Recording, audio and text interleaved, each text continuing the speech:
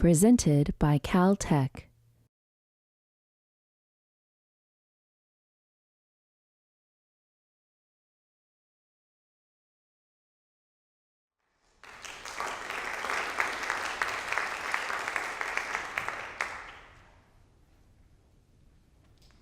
Well, my sophomore year as an electrical engineer was going about as expected.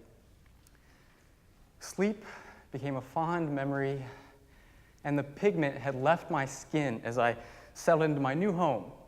The laboratory's in the windowless, sunless Moore sub-basement. It's an old adage now, like in Lord of the Rings.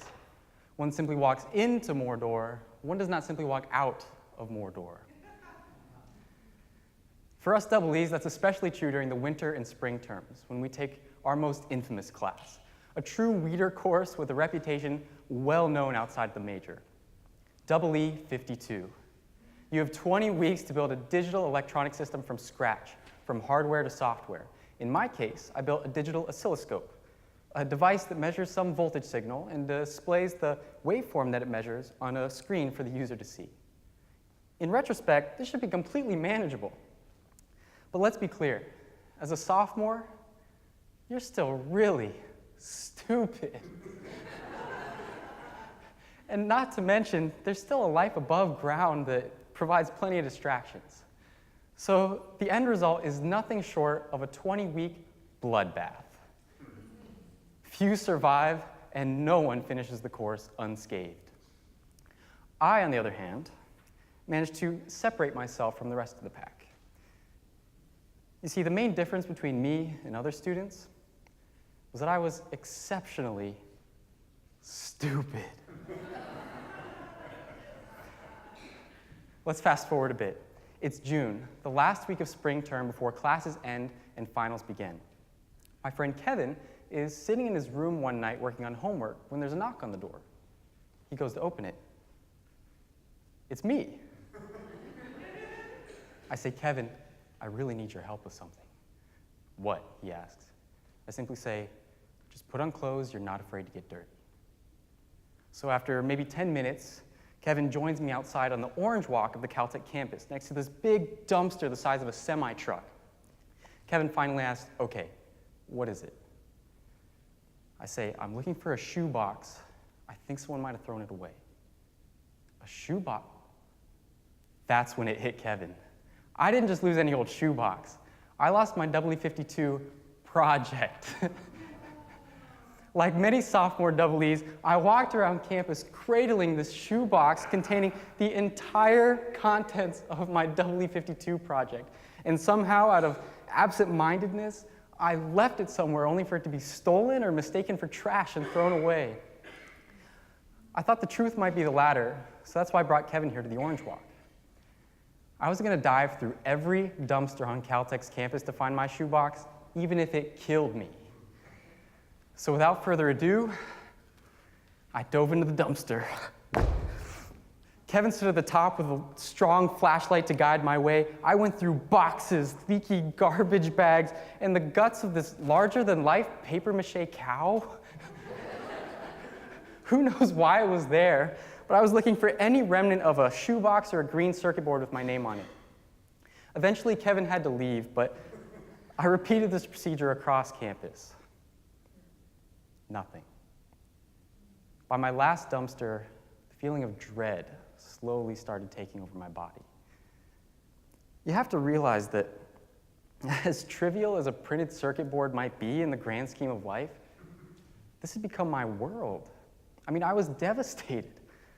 And so whether it was from stress or very possibly all the garbage I swam through, I became physically sick and bedridden for 3 days after that. But eventually I recovered, and so I had two options.